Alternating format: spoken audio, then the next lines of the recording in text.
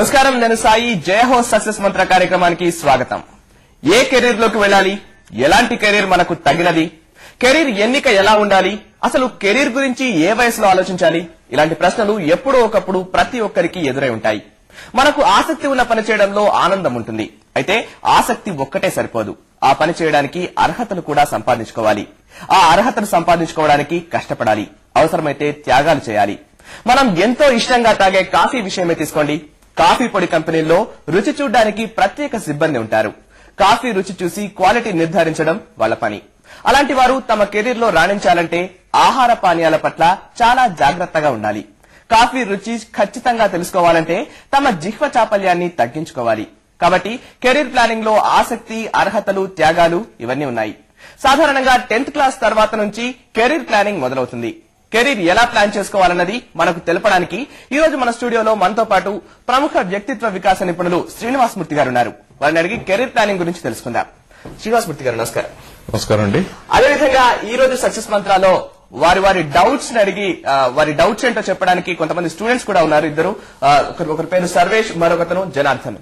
Hi Sarvesh and Janardhan. ఇంకా success మంత్రాల discussion కి వెళ్దాం. శ్రీనివాస్ మూర్తి గారు, ముందుగా కెరీర్ గురించి మనం ఈ రోజు మాట్లాడుకుంటున్నాం. సక్సెస్ ని చేరుకోవాలంటే కెరీర్ చాలా ఇంపార్టెంట్, ఒక వారధి లాంటిదని మీరు చెప్తున్నారు. కెరీర్ అనేది ఫస్ట్ కెరీర్ ని ఎలా చూస్ చేసుకోవాలి 10th తర్వాత? చూడండి, 10th తర్వాత చాలా కెరియర్ ఆప్షన్స్ మనకి ఉంటాయండి. అలాగే మీరు 12th తర్వాత కూడా స్టూడెంట్స్ కి చాలా కెరియర్ ఆప్షన్స్ మన ముందర ఉంటాయి. ఫర్ ఎగ్జాంపుల్ 10th తర్వాత స్టూడెంట్స్ ఆర్థిక పరిస్థితి పరంగా గానీ, లేకపోతే ఫ్యామిలీ ప్రెషర్ పరంగా గానీ, ఎక్స్పెక్టేషన్స్ పరంగా గానీ, సపోజ్ వాళ్ళు 10th తర్వాత కెరియర్ స్టార్ట్ చేసుకోవాలని అనుకుంటున్నారనుకోండి. సో ఇప్పుడు 10th తర్వాత ఐటీఐలోకి వెళ్ళొచ్చు, లేకపోతే ఇంజనీరింగ్ డిప్లొమాస్ ఉన్నాయి. ఈ రోజుల్లో ఫ్యాషన్ టెక్నాలజీలో డిప్లొమాస్ ఉన్నాయి. సో ఇవన్నీ ఏంటంటే వీళ్ళకి రకరకాల ఆప్షన్స్ ఉన్నాయి. ఇంచుమించుగా 100-150 దాకా ఆప్షన్స్ ఉన్నాయి 10th తర్వాత. సో ఈ వీటిల్లో వెళ్ళినా కానీ వాళ్ళకి మంచి కెరియర్ స్టార్ట్ చేసుకోవచ్చు వాళ్ళు 10th తర్వాత.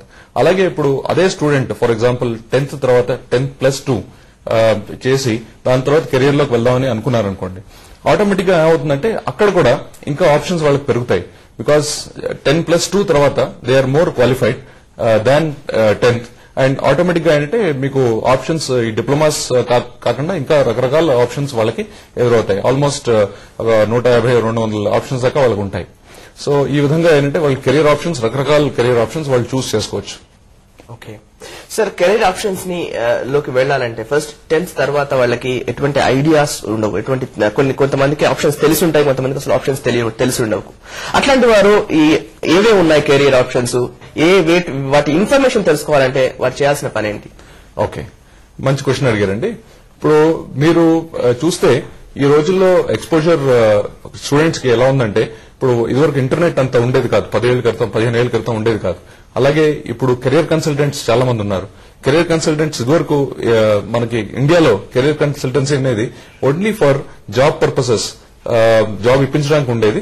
అప్లై చేస్తే వాళ్ళు జాబ్ ఎక్కడైనా కంపెనీస్ లో ఉంటే ఇచ్చేవారు.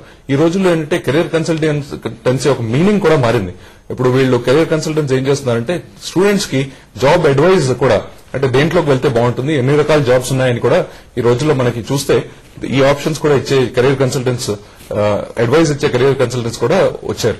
అదే కాకుండా ఇప్పుడు ఇంటర్నెట్ ఇంచుమించుగా ప్రతి ఇంట్లోనూ ఉంటుంది, ప్రతి వీధిలోనూ ఇంటర్నెట్ సైబర్ కేఫ్ ఉంటుంది. ఈ ఇంటర్నెట్ మీద మనం కూర్చుంటే ఈ రోజుల్లో నా ఉద్దేశంలో మనం కల్కి అవతారం గురించి మాట్లాడుకుంటాం కదా. ఫర్ మీ ఇంటర్నెట్ ఇస్ కల్కి అవతార్. మనకి ఇంటర్నెట్ లో బర్గర్ ఆర్డర్ చేసి తెప్పించుకోవడం నుంచి కెరీర్ ఆప్షన్ చూస్ చేసుకోవడం వరకు ఏదైనా చేయొచ్చండి ఈ రోజుల్లో. So internet is very powerful. మనం నిజంగా దాన్నే భగవంతుడి కింద అనుకున్నా తప్పు లేదని చెప్పి నా ఉద్దేశంలో, that is my opinion. Right sir, correct. Internet వల్ల ఏ ఇన్ఫర్మేషన్ మనం తీసుకోవచ్చు. బట్ మనం ఏంటంటే ఇప్పుడు ఇంటర్నెట్ లో చూస్తే once you type career options అని టైప్ చేశారనుకోండి, రకరకాల ఇన్ఫర్మేషన్ వస్తుంది. అండ్ దాంట్లో ఇంచుమించుగా నేను మాట్లాడిన ఇప్పుడు 150-200 ఆప్షన్స్, లేకపోతే దానికంటే ఎక్కువ ఆప్షన్స్ కానీ స్టూడెంట్ కి కనబడుతుంది. అండ్ ఆల్సో చాలా నీట్ గా క్లాసిఫై చేసి వస్తుంది.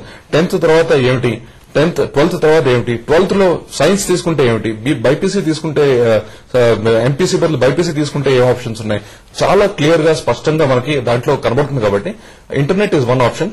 ఇంటర్నెట్ ఒకవేళ యాక్సెస్ లేకపోతే కెరీర్ కన్సల్టెంట్స్ మీ దగ్గరలో గ్యారంటీగా ఉంటారు. That is one more option. So ఇలాగ రకరకాల ఆప్షన్స్ లో మనకి ఏంటంటే స్టూడెంట్ ఎక్స్పోజ్ అవుతాయి. ఆల్సో ఇంటర్నెట్ మీద మళ్ళీ పియర్ గ్రూప్స్ డిస్కషన్స్ ఉన్నాయి. జాబ్ గురించి డిస్కషన్ 10+ తర్వాత ఏమేమి జాబ్స్ ఉన్నాయి దానికి ఒక డిస్కషన్ గ్రూప్ ఉంది. ఈ డిస్కషన్ గ్రూప్ జాయిన్ అవుతే కూడా వాళ్ళకి మంచి ఇన్ఫర్మేషన్ దొరుకుతుంది మనకి జాబ్ ఆప్షన్స్ ఏమున్నాయి అనేది. సో ఇవన్నీ వివిధ వేస్ లో వీళ్ళు తెలుసుకోవచ్చు ఆప్షన్స్ ఏమున్నాయి వాళ్ళకని చెప్పి. ఓకే సార్, ఇప్పుడు ఒక చిన్న విరామం తీసుకుందాం. విరామం తర్వాత శ్రీనివాస్ మూర్తి గారిని అడిగే క్వశ్చన్స్ పై స్టూడెంట్స్ డౌట్స్ ఏమైనా ఉంటే వాళ్ళు క్లారిఫై చేద్దాం.